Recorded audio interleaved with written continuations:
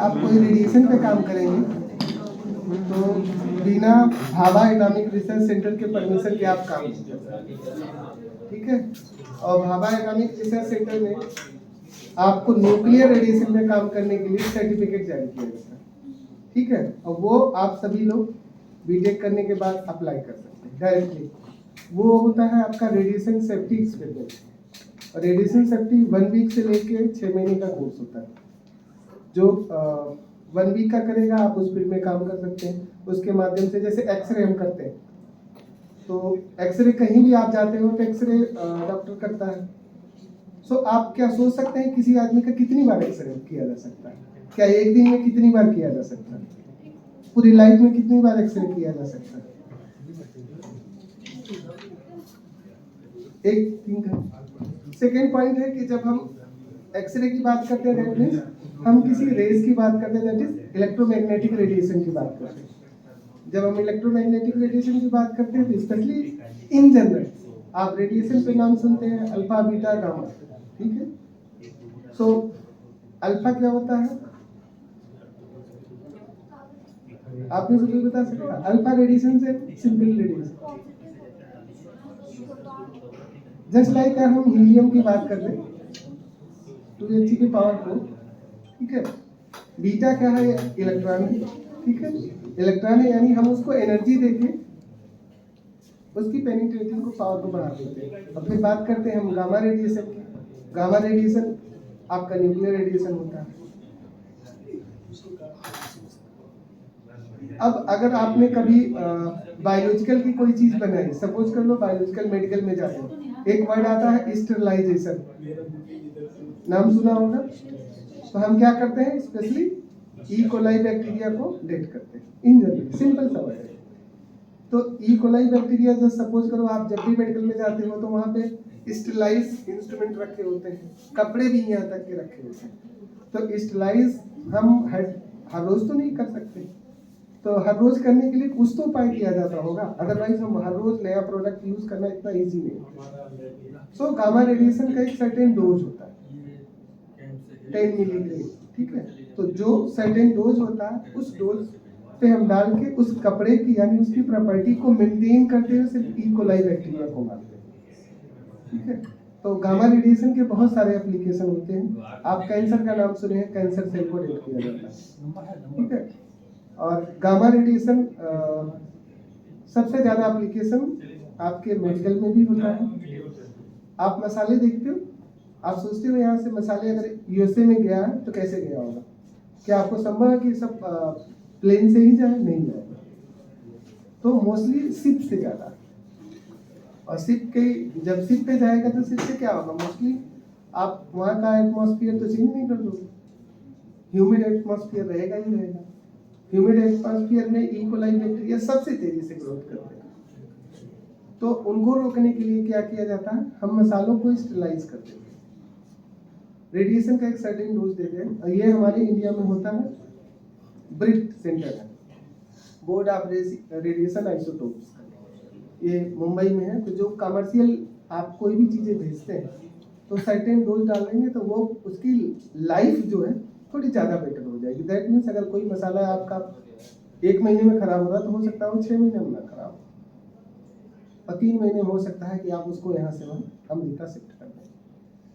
तो रेडिएशन का ये की एप्लीकेशन है। दूसरा रेडिएशन का एप्लीकेशन है कि जब हम पॉलीमर में जैसे रेडिएशन देते हैं तो जनरली किसी भी मटेरियल की फिजिकल प्रॉपर्टी इस पर डिपेंड करती है कि मटेरियल में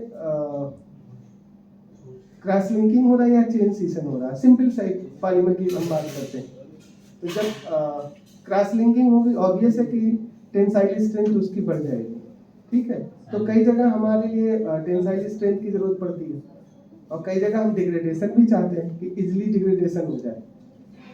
तो जब हम सैटेलाइट की बात करते हैं तो सैटेलाइट ऊपर जाता है, बीइंग ए केमिकल इंजीनियर आप भी कल फ्यूल बनाओगे, पॉलीमर बनाओगे, फिर आपके लिए भी इम्पोर्टेंस होगा कि आप रेडिएशन को रिड्यूस करें, क्योंकि कॉस्मिक रे गामा रे जब सैटेलाइट ऊपर जाती है तो बहुत ज़्यादा रेडिएशन को फेस करती है।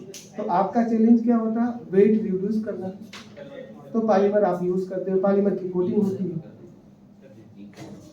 जब पॉलीमर की कोटिंग होती है तो पॉलीमर को लो वेट है, रेडिएशन को सबसे ज्यादा एब्जॉर्ब करने की कोशिश करेगा।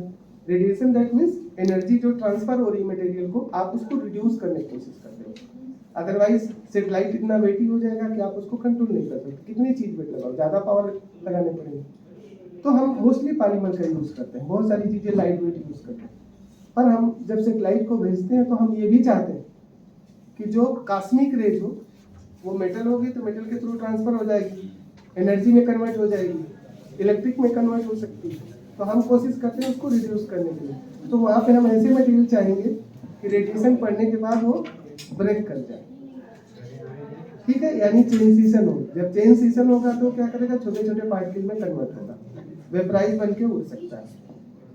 लेकिन जब हम हिप जॉइंट मेडिकल की बात करें, आप लोगों ने अगर थोड़ा भी पेपर से कभी टच रहा हो या कुछ, तो आपको पता है कि पॉलीमर जो है मेडिकल फील्ड में हम घुटने के रिप्लेसमेंट के लिए यूज कर रहे हैं, ठीक है। HDPE पॉलीमर यूज होता है, एकदम सिंपल वर्ड। तो जैसे आपने जो पॉलीमर घुटने के लिए लगाया एक शेप, पर्टिकुलर शेप का, आप वो चाहते हैं कि वो लॉन्ग टर्म तक रहे, तो ऑब्वियस है वो कुछ दिन तो रहेगा। लेकिन आदमी का जब वेट बढ़ता है, आज आदमी का 50 और अगर हम 50 kg वेट लेके चले, जिनको इसकी आवश्यकता पड़ती है, कल को उसका 70 kg वेट बढ़े तो वेट क्या अल्टीमेटली उसके घुटने पर आएगा ही फिर। तो हम ये चाहेंगे कि उसकी स्ट्रेंथ बढ़ जाए, यानी उसकी मजबूती जो है वो बढ़ जाए। अब चैलेंज ये है कि HDPE वही है, मटेरियल वही है, सब कुछ है, तो हम उसको कैसे मैनेज करेंगे। तो उसका एक लेटेस्ट रिसर्च वो भी है, वो हमने कुछ की थी कि जब हम रेडिएशन डालते हैं तो उसकी क्रॉस लिंकिंग बढ़ जाती है, और क्रॉस लिंकिंग जैसे ही बढ़ेगी मटेरियल की स्ट्रेंथ चेंज हो जाएगी। और जब क्रॉस लिंकिंग होगी तो क्रॉस लिंकिंग के लिए सर्टेन डोज होता है, फिक्स डोज हमको रखना पड़ता है, वो कितने डोज पे और रेडिएशन क्रॉस लिंकिंग होगी, और आपने ज्यादा जैसे दिया तो वो चेन सीशन में कन्वर्ट हो जाएगा। तो जब क्रॉस लिंकिंग होती है तो उसकी स्ट्रेंथ बढ़ गई। स्ट्रेंथ बढ़ने पर अगर आदमी का वेट बढ़ता है तो उस पर कोई इफेक्ट नहीं आएगा। तो पॉइंट यह है कि जिसने इंडस्ट्री खड़ा किया, जो हिप जॉइंट फिक्स साइज सब चीज आपको भी पता है कि एक पर्टिकुलर शेप साइज का होगा। तो रेडिएशन में सबसे बड़ी खासियत है कि जब आप सर्टेन 10 किलो मिलीग्रे का आप रेडिएशन देते हैं तो वो इतना कम रेडिएशन होता है कि फिजिकली आपको कुछ नजर नहीं आएगा। ये पेन है, ठीक है, अभी नॉन रेडिएटेड है, हमने इसको रेडिएशन दे दिया, नहीं कोई चेंज फिजिकली आपको नहीं दिखेगा, कुछ भी, ना इसका शेप चेंज होगा ना कुछ चेंज होगा, फिजिकली आप कोई चीज नहीं करेंगे, बट इसकी स्ट्रेंथ बढ़ जाएगी। और इसका सबसे बढ़िया लाइव एग्जांपल है पॉलीइथिलीन, आपने सबने देखा होगा, ठीक है। पहला एक्सपेरिमेंट जब किया गया था, मुझे लगा 50 साल पहले, तो पहला गामा रेडिएशन डालने के बाद यही चीज मेजर की थी, तो उसकी स्ट्रेंथ बढ़ती जा रही, बस बढ़ जा रही थी, तब ऐसा रिपोर्ट नहीं किया गया था। अब पॉइंट आता है कि जब हम रेडिएशन की बात करते हैं, रेडिएशन सबसे चैलेंजिंग चीज है कि इतना इजी नहीं है। हाई एनर्जी रेडिएशन निकलने की वजह से हमें ह्यूमन को भी सुरक्षित रखना है, तो ह्यूमन को सुरक्षित रखने के लिए हमें रेडिएशन प्रोटेक्शन का रूल करना पड़ता है। तो रेडिएशन प्रोटेक्शन का सबसे सिंपल रूल है कि radiation directly proportional to time होता है। सपोज करिए कोई सोर्स है, ये कोई सोर्स है, आपकी रेंज में एक्सरे मिलता है, आप में से कोई अगर किसी के फैमिली में या कभी कैंसर ट्रीटमेंट हुआ होगा, ठीक है, किसी के कोई जानता होगा, तो आपने देखा होगा कि उनको हम कीमोथेरेपी करते हैं, ठीक है। कीमोथेरेपी करके हम रेड जो कैंसर सेल हो उनको हम बाइंड करके ग्रोथ करने से रोकते हैं। या आगे सर नहीं सर, आप okay, thank you. So this is source, ये रेडिएशन का सोर्स है। ये आपका गामा रेडिएशन भी हो सकता है, एक्सरे भी हो सकता है, अल्फा बीटा भी हो सकता है, ठीक है। आप ये मान के चलिए ये रेडिएशन सोर्स है। जब हमारे यहाँ इंडिया में न्यूक्लियर रिएक्टर है, सो न्यूक्लियर रिएक्टर जनरली क्या होता है, नाम सुना होगा रिएक्टर का। रिएक्टर से आप क्या समझते हैं, रिएक्टर का मतलब क्या है? अगर कोई एक जनरल छोटा बच्चा आपसे पूछे रिएक्टर क्या होता है तो आप क्या समझते हैं? एक शब्द में उसको बताना चाहते हो तो क्या बताना चाहते हो? एक वेसल जिसमें रिएक्शन अकर हो। यस यस पढ़ो। एक वेसल हो जिसमें रिएक्शन अकर हो। और कोई चीज? सर ऑपरेटिंग कंडीशन और प्रेशर। और कोई चीज? हमने एक शब्द बोला कि एक छोटा बच्चा है वो आपसे पूछ रहा, यानी आप बीटेक है, आप इंजीनियर है, और आप 7 और 8 क्लास का बच्चा पूछ रहा, तो आप उसको क्या जवाब देंगे?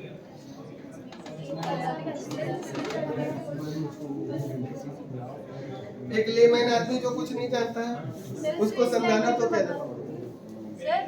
यस कि हम फल ले और किसी मशीन पे डाल के उससे जूस निकल जाए। ओके। इन जनरल जब हम रिएक्टर की बात करते हैं तो रिएक्टर में ऑब्वियस है कि न्यूक्लियर रिएक्शन होती है, ठीक है? न्यूक्लियर रिएक्शन, जब न्यूक्लियर रिएक्शन होती है तो जो है हीट बहुत ज्यादा जाती है, ह्यूज अमाउंट ऑफ हीट, और हीट से क्या करते हो आप? वाटर के से यूज करके आप टरबाइन चलाते हो, उसको वाटर वेपर में कन्वर्ट करते हो, टरबाइन बनती है और फिर आप energy, that is electricity. Simple concept, और कुछ नहीं। बस रिएक्टर की हम जब बात करते हैं, इस रिएक्टर के अंदर न्यूक्लियर रिएक्शन है।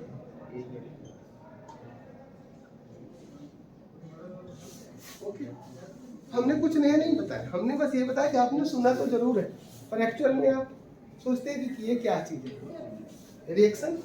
तो न्यूक्लियर रिएक्टर के अंदर रिएक्शन होती है, इसी के अंदर आइसोटोप्स कन्वर्ट हो जाते हैं, ठीक है? हम कार्बन को कार्बन 13 में कन्वर्ट कर सकते हैं, ठीक है? अब पॉइंट है कि एनर्जी जनरेट होती है, ठीक है? अब जब रिएक्टर है तो इसके अंदर बहुत रिएक्शन हो रही, हाई लेवल की रिएक्शन हो रही, दैट मींस यहाँ पे अल्फा, बीटा, गामा, कई तरह के रेडिएशन डेवलप हो रहे, ठीक? इनकी अलग अलग पेनिट्रेटिंग पावर है, ये बाहर भी निकल रहे होंगे, ठीक है? अब ये बाहर निकल रहे हैं तो अल्फा की सबसे कम होगी एनर्जी, आपका एक सिंपल कपड़ा भी रोक सकता है, ठीक है? बीटा की जो होती है ये डिपेंड करता है कि कितना आप उसको एक्सेलरेट करेंगे, इसकी भी एनर्जी कम होती है लेकिन अल्फा से ज्यादा होती है, यानी अगर एक ये आपका एक हमारा जो सिंपल साइड जो है इसको ब्लॉक कर सकते हैं, लेकिन जब हम बीटा की बात करते हैं तो शर्ट से निकल सकते हैं, ठीक है? इसकी थोड़ी ज्यादा होती है, और सबसे ज्यादा होती है गामा, ठीक है? ये 30 सेंटीमीटर, आपको भी पता है 30 सेंटीमीटर एल्यूमिनियम की पाइप को पेनिट्रेट करके बाहर निकल जाएगी, ठीक है? तो हमारा टारगेट अब हम बताने ये जा रहे हैं, अलग अलग रेडिएशन है, ठीक है? अलग इनकी पेनिट्रेटिंग पावर है, यानी मटेरियल को पेनिट्रेट कर देता है।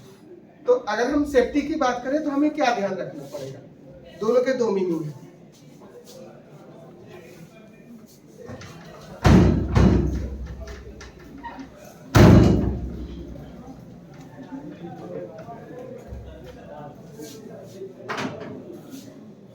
ये रेडिएशन सोर्स है, तो रेडिएशन से अब आप ये सोचिए कि यहाँ से अल्फा, बीटा, गामा तीनों निकल रहे, आपको तीनों से बचना है, ठीक है? तो अब ये से कपड़े तो पहनने ही होंगे, तो पहला क्या है, रेडिएशन जो निकल रही है directly proportional to time, obvious है कि जितना टाइम तक आप रहेंगे उतना ज्यादा रेडिएशन आएगा, ठीक है?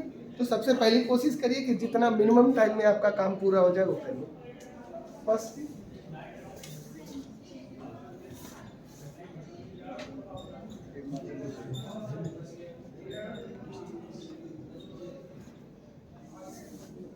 दूसरा चीज है radiation inversely proportional to distance होता है, जितनी आप ज्यादा डिस्टेंस मेंटेन करेंगे उतना कम रेडिएशन खाएंगे, तो आप ये कोशिश करेंगे, इसलिए न्यूक्लियर रिएक्टर में रोबोट का इस्तेमाल किया जाता है, तो डिस्टेंस हम बढ़ाने की कोशिश करेंगे, ठीक है? तो आपकी सेफ्टी, अगर कहीं एक्सरे हो रहा है या कोई चीज हो रहा है तो कोशिश करिए कि जितना डिस्टेंस मेंटेन कर सके, जितना कम टाइम रह सके, ठीक है? अब क्वेश्चन एक मजेदार ये है कि जब हम कैंसर ट्रीटमेंट की बात करते हैं या सेल की बात करते हैं या एक्सपेरिमेंट की बात करते हैं, ह्यूमन को बचाने के लिए जो, अब सपोज करिए रेडिएशन सॉलिड में होकर लिक्विड है,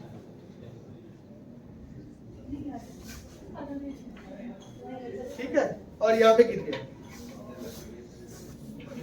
सपोज करिए कोई एक्सपेरिमेंट कर रहा था कोई मशीन और यहाँ गिर गया, ठीक है, फर्श पे गिर गया। अब ये लिक्विड फर्श पे गिर गया तो अब आपको बचाना भी तो होगा। क्या इसको छोड़ के भाग जाएंगे? नहीं भाग सकते। क्या हम ये लैब को छोड़ देंगे? नहीं, अब कोई नहीं जाएगा उस लैब में। तो आप कोशिश करेंगे कि नहीं, हमें ये तो रिमूव करके किसी तरह से प्रोटेक्ट करना। तभी तो आप इंजीनियर है, अदरवाइज क्या मतलब है? इंजीनियर और बाकी सामान्य पब्लिक समान पब्लिक कोई प्रॉब्लम है, कुछ भी घोष डिक्लेयर किया नहीं जाना है, बट इंजीनियर उससे नहीं मानेगा, एक साइंटिस्ट उसको नहीं मानेगा। ये कोशिश करेगा कि प्रॉब्लम क्या है और प्लस हम उसको कैसे सॉल्व करेंगे। सो रेडिएशन है तो रेडिएशन है, आप लिक्विड है, हमें ये नहीं पता कि कौन सा रेडिएशन निकल रहा है, तो उसके लिए एक तो होता है रेडिएशन का मेजरमेंट के इंस्ट्रूमेंट होते हैं, उसके माध्यम से हम चेक करते हैं कितनी एनर्जी निकल रही है, और रेस्पेक्टिव होते हैं, उससे हम आइडेंटिफाई कर सकते हैं कि वो कितना तेज रेडिएशन निकल रहा है। उसके सापेक्ष हम पॉसिबल प्रोटेक्शन डिवाइस यूज कर सकते हैं, ठीक है। लेकिन अल्टीमेटली हटाना तो हमें है ही, अगर हम नहीं हटाएंगे तो हम काम नहीं कर पाएंगे। सो जितने पॉसिबल हम ग्लव्स यूज कर सकते हैं वो यूज करेंगे, ठीक है। अब ऑब्वियस है कि जो रेडिएशन निकल गया फर्श पे गिरा हुआ, तो जब तक हम उसको कम नहीं करेंगे, ठीक है, बीइंग अगर आप केमिकल इंजीनियर हैं तो आप कोशिश करेंगे कि जानने की कोशिश करेंगे कि वो कौन सा केमिकल है, ठीक है। तो पहले केमिकल को कन्वर्ट करने की कोशिश करेंगे कि कोई रिएक्शन होकर कन्वर्ट हो जाए। सेकेंड पॉइंट, इसको रिमूव करना है तो सबसे एकदम सिंपल सा काम होता है, हर घर में जैसे पोछा लगता है, तो पोछा से क्या करते हैं, पानी सोखते हैं, हमने इसीलिए लिक्विड इस्तेमाल किया। तो आप कोशिश करेंगे कि उसको कपड़े से सुखाएं, ठीक है, यानी उसको आप किसी फॉर्म में कन्वर्ट आ गए सर।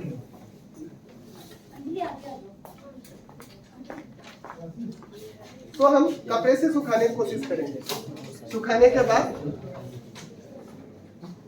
ऑब्वियस है कि हम उसको एक ऐसे कंटेनर में स्टोर करेंगे जहां से रेडिएशन निकले तो, लेकिन वो डैमेज कम करे। यानी हम फुल एटमॉस्फेयर में फेंक के भाग नहीं जाएंगे, हमने उठाया यहाँ से फेंक दिया, नहीं कर सकते। सो हम कोशिश करेंगे कि उस रेडिएशन से जो भी चीज निकल रही है उसको एक तो पहले प्रोटेक्शन करें। अब चूंकि टेम्परेरी व्यवस्था है, आप सीधे समुद्र में ले जाकर फेंक नहीं सकते, तो आप क्या करेंगे, 6 से 7 फीट गड्ढे जमीन के नीचे बनाएंगे, उसके नीचे डाल के उसको पॉसिबल हो तो बर्न कर दीजिए, अगर बर्न करना नहीं संभव हो तो उसको फिर मिट्टी से दबा दीजिए, वो एटमॉस्फेयर ऑटोमेटिकली उसको डिग्रेड करके खत्म कर देगा। अब पॉइंट ये आता है कि अगर आप किसी ने पी लिया गलती से, ठीक है, तो इसीलिए हमने कैंसर शब्द इस्तेमाल किया कि जब कीमोथेरेपी होती है तो जनरली आपको सेल जो है केमिकल के द्वारा हम उसको पैचअप कर देते हैं। लेकिन अगर मान लो कोई एक्सपेरिमेंट कर रहा है और गलती से उसने पी लिया, तो अब पॉइंट आता है कि इनमें सबसे ज्यादा नुकसान कौन करेगा, अल्फा, बीटा, गामा, ये 3 रेडिएशन अगर किसी ने पी लिया गलती से, अब उसको सबसे ज्यादा नुकसान कौन करेगा? यस, और कोई सबसे ज्यादा ये करेगा, उसके बाद पर एक्चुअल में उल्टा होता है, सबसे ज्यादा नुकसान ये करता है,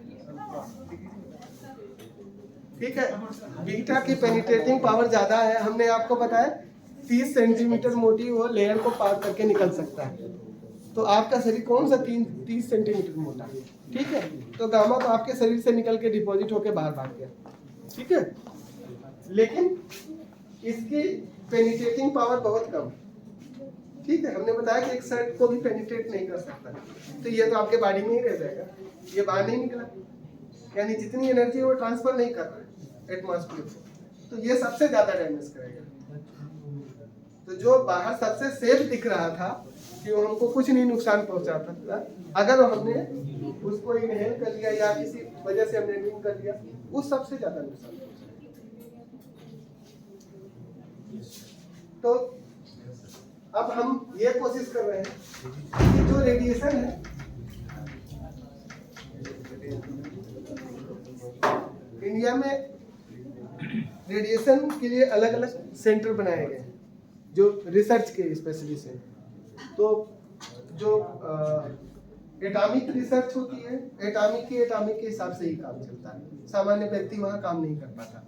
लेकिन यूनिवर्सिटी कॉलेज के लोग भी तो काम करेंगे। तो यूनिवर्सिटी कॉलेज वालों को प्रमोट कैसे किया जाए, क्योंकि अगर हम किसी कंट्री का डेवलपमेंट चाहते हैं तो सबका इन्वॉल्वमेंट चाहते हैं।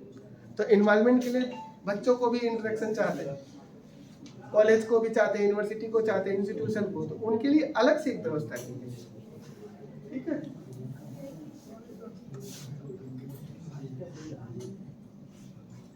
इंटर यूनिवर्सिटी एक्सेलरेटर सेंटर, ठीक है, IUAC के नाम से जनरली होता है।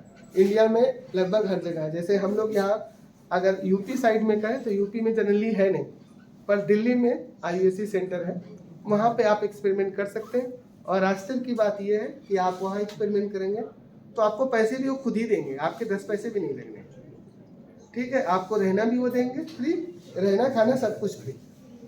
ठीक है, और आप वहाँ जाइए, आपके टीए ठीक है, और रिसर्च करेंगे, उसके लिए ग्रांट, और उस फील्ड में अगर आप कुछ काम करते हैं तो जो सबसे बेस्ट इंस्ट्रूमेंट है वो भी आपको यूज करने को मिलेगा वहाँ से।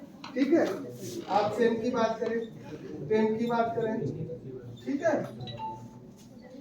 और XRD, ठीक है, जो भी इंस्ट्रूमेंट DSC TGA, ये मटेरियल कैरेक्टराइजेशन के जितने भी इंस्ट्रूमेंट सब इजीली आपको मिलेंगे विदाउट पेड।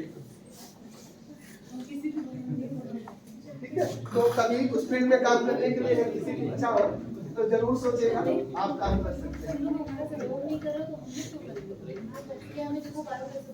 अब कुछ और एक example, being a chemical engineer, आप जानते हैं आज के डेट में ड्राइविंग करते वक्त पुलिस वाला पकड़ लेता, ठीक है, और आपने अल्कोहल ड्रिंक किया या नहीं फट से बता देता। ठीक है, शुगर किट बनाई गई है, आपको पता है, तो ये भी तो किसी चीज पे रन करती होगी।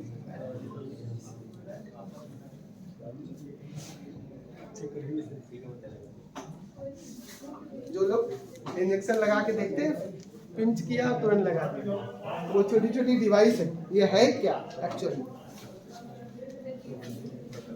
ये छोटी डिवाइस क्या है?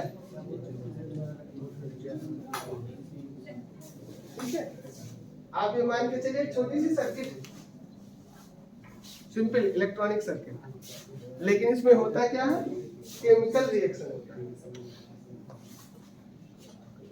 ठीक है, और यही केमिकल रिएक्शन के माध्यम से जब ये चेंज होता है तो इसका कलर चेंज होता है, या किसी और मशीन के द्वारा हम डिटेक्शन कर लेते हैं। ठीक है, तो सब आपको क्या चाहिए होता है, कुछ ऐसे सरफेस चाहिए होते हैं जहां पे रिएक्शन हो सके। रेडिएशन की सबसे यूनिक विशेषता ये है कि रेडिएशन के माध्यम से आप जो है सरफेस हाइड्रोफिलिक हाइड्रोफोबिक कन्वर्ट कर सकते हैं। ठीक है, अभी एक पॉलीमर है, आप सिंपली सोच लीजिए, इस पे हम आपको पेस्ट करने के लिए कहें तो जल्दी से पेस्ट नहीं होगा, लेकिन अगर हमने इसका सरफेस ही हाइड्रोफिलिक बना दिया तो गम बहुत तेजी से स्टिकी हो जाएगा। और ये चीजें हम कर सकते हैं आयन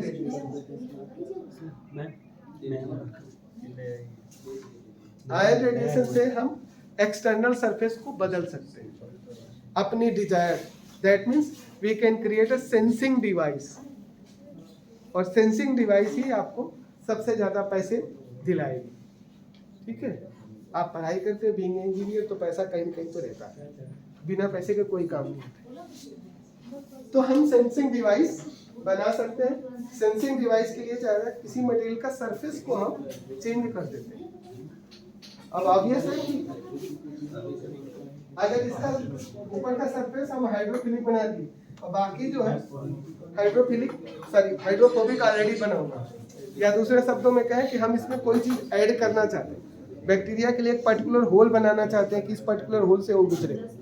ठीक है, लेकिन इधर के बाकी एसेसरीज हम वही चाहते हैं, हम पूरा नहीं चाहते हैं, तो हम आयन रेडिएशन का यूज करते हैं, यानी सरफेस चेंज होती है, पूरा मटेरियल चेंज नहीं होता। लेकिन जब हम गामा रेडिएशन की बात करते हैं तो मटेरियल पूरा चेंज होता है।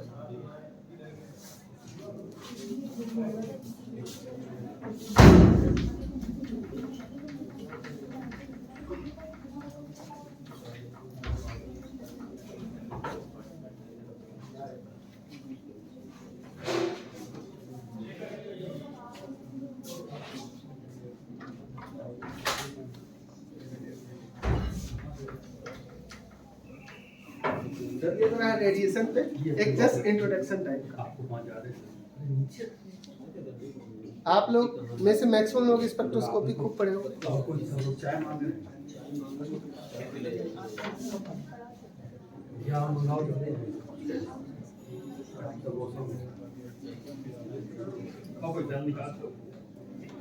सो स्पेक्ट्रोस्कोपी क्या है? कोई सुना है स्पेक्ट्रोस्कोपी? और कोई भी ऐसा आदमी आज की डेट में नहीं है जो बिना स्पेक्ट्रोस्कोपी का गुजारा हो।